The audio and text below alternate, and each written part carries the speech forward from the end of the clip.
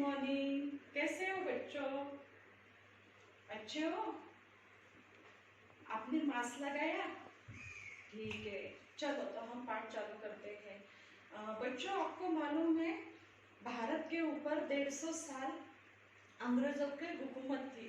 अंग्रेजों ने हमें बहुत से लोगों को बहुत सी तकलीफें दी।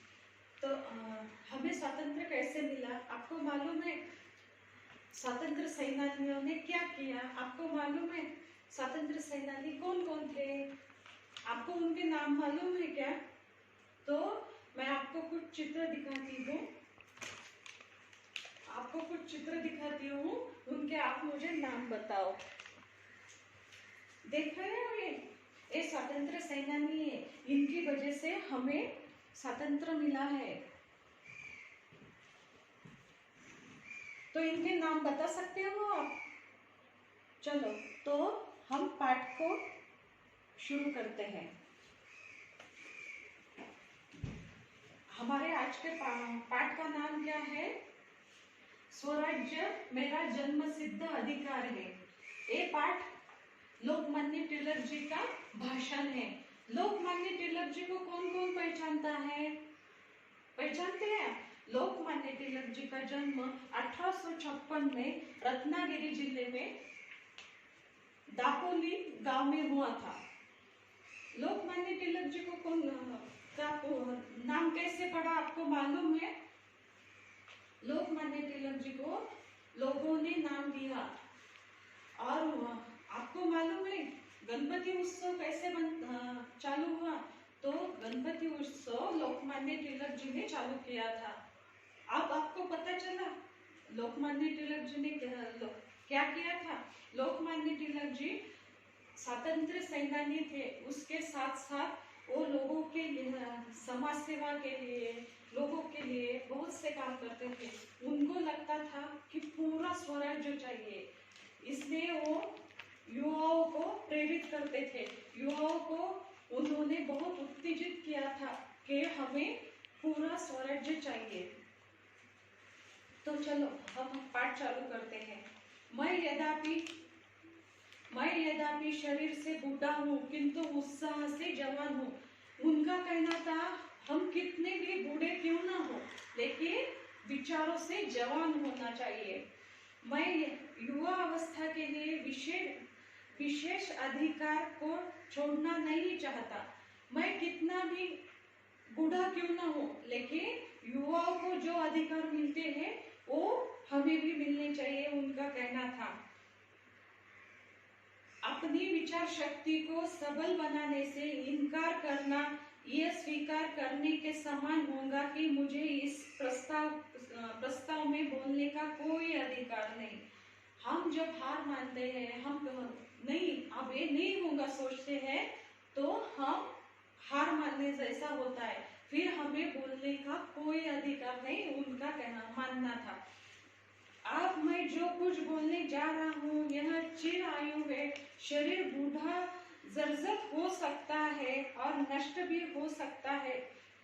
उनका कहना है शरीर थक सकता है, जर्जर हो सकता है यानी खराब हो सकता है, लेकिन विचार थकते नहीं हैं और विचार खराब नहीं होते, परंतु आत्मा अमर है। उनका क्या कहना है कि शरीर थक जाता है, शरीर खराब हो सकता है, शरीर मर जाएगा, लेकिन खत्म हो जाएगा, लेकिन आत्मा अमर होती है। इस प्रकार हमारे होम रूल गतिविधियों में भले ही सुस्ती दिखाई दे, उसके पीछे छिपी भावनाएं अमर अविनाशी होनी चाहिए। उनका कहना है कि हम कितने भी थक जाए, हम कितने भी बूढ़े हो जाए, लेकिन हमारी गतिविधियां कितनी भी धीमी हो जाए, कार्य करने में हम कितने भी कार्य में कितनी भी सुस्ती आ जाए, लेकिन हमारे विचार कभी सुस्त नहीं होने चाहिए, वो गतिशील हर वक्त होने चाहिए। उनके पीछे छिपी भावनाएं अमर अविनाशी होनी चाहिए। वह हमें स्वतंत्रता दिलाएगी। स्वतंत्रता दिलाना दिलाने के लिए वो हर वक्त गतिशील रहते थे। हमारे स्वतंत्र सेनानी कभी थकते नहीं थे। वो कितनी भी चोट लगे, कितनी भी उनको मारपीट हो, पुलिस ने कितना भी उन्हें तंग किया हो, अंग्रेजों ने कितना भी तंग किया हो, लेकिन वो क्या करते थे, थकते नहीं थे। उनका कार्य हर वक्त चालू रखते थे।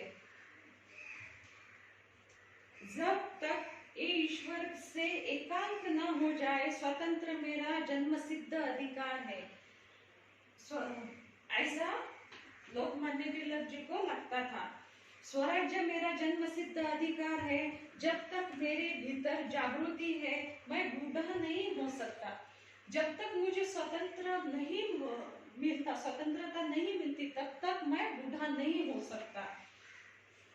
हम किसी बात को पाने का ठान लेते हैं, तो हमारे अंदर वो तड़प रहती है कि हमें वो चीज चाहिए, तो हम उसको पाने के लिए हर वक्त कार्यशील रहते हैं। उसी प्रकार स्वतंत्र सेनानी स्वतंत्रता पाने के लिए हर वक्त गतिशील या कार्यशील रहते थे। वो कभी थकते नहीं थे। कोई भी हथियार या भावना काट नहीं सकती, कोई आग मुझे जला नहीं सकती, कोई जेल मुझे भिगो नहीं सकता, कोई हवा इसे सुखा नहीं सकती। हम कुछ सोचते हैं अच्छा करने का, तो हमें कोई भी आंधी आए या अंधेरा हो या कुछ भी हो जाए, वो हमें बाहरी शरीर को नुकसान पहुंचा सकती है, लेकिन अंदर हमारे जो विचार होते हैं उनको कभी हानि नहीं पहुंचा सकती। और वो जो हमारे अंदर की जो ज्वाला है, वो हमें गतिशील बनाती है और थकने नहीं देती। कोई आग उसे जला नहीं सकती। मैं उसके भी आगे बढ़कर कहूंगा कि कोई CID पुलिस इसे पकड़ नहीं सकती। मैं इसे सिद्धांतों को घोषित पुलिस अधिकारी जो मेरे सामने बैठे हैं के सामने भी मैं करता हूँ, कलेक्टर के सामने भी करता हूँ। मैं जो बोल रहा हूँ उसे कोई पकड़ नहीं सकता, पुलिस अधिकारी भी नहीं पकड़ सकते और CBI वाले भी उसे पकड़ नहीं सकते, क्योंकि वो मेरी सोच है। उनका कहना था मेरी सोच को कोई पकड़ नहीं सकता। मुझे पकड़ सकता है, लेकिन मेरी सोच को कोई पकड़ नहीं सकता। के सामने कलेक्टर के सामने भी जिन्हें इस सभा में आमंत्रित किया गया है, अशुलिप लेखी जो हमारे भाषणों से नोट्स लेने के व्यक्त है, के सामने भी हम स्वशासन चाहते हैं और हमें मिलना चाहिए। जिस विज्ञान के परिमिति स्वशासित है, वही राजनीति वैज्ञानिक न किए और जिसके परिमिति दास्ता में हो। राजनीति का विज्ञान इस देश के बंदे हैं। हमें ये पता होना चाहिए कि हम किस बारे में बात कर रहे हैं। हम अच्छी बारे में बात कर रहे हैं, हम जो सोच रहे हैं वो बोल रहे हैं। गलत बात होती तो उनको बुरा लगता, लेकिन जो बात हम अच्छी कहें तो सामने वालों को बुरा नहीं लगेगा। और जो विज्ञान के बारे में, स्वराज्य के बारे में जो बोल रहे हैं उस पर विचार करना चाहिए। आपके पास एक आत्मा है और मैं केवल उसे जगाना चाहता हूँ। स्वतंत्र सेनानी या लोकमान्य तिलक वो क्या करते हैं, युवाओं के अंदर स्वतंत्रता पाने के लिए आग जलाते हैं, दिया जलाते हैं। उनका कहना था कि उनके अंदर जो उन्होंने प्रेरित होकर कार्य चालू किया, तो सब लोग इकट्ठा होके एक कार्य बहुत जल्दी हो जाएगा। मैं उस परदेश को कट्टा देना चाहता हूँ जिससे अज्ञानी, कुचंद्री और स्वार्थी लोगों ने आपकी आंखों पर डाला दिया है। राजनीति के विज्ञान के दो भाग है, पहला दैवी और दूसरा राक्षसी। विज्ञान क्या है, दैवी है, और राक्षसी क्या है, जो हमारे अंदर कुछ गलत बातें डालते हैं जो विज्ञान से जुड़ी हुई होती है, जो पॉजिटिव होती है, सकारात्मक जो एनर्जी होती है उसे हम जोड़ना चाहिए। और जो नकारात्मक होती है वो कौन सी है, राक्षसी वृत्ति होती है, उसको ठुकरा देना चाहिए। उचित ठहराता है, ईश्वर की दृष्टि में पाप का भागीदार है। कुछ लोगों में इस बात को बताने का साहस होता है जो उनके लिए हानिकारक है, और कुछ लोग में यह साहस नहीं होता है।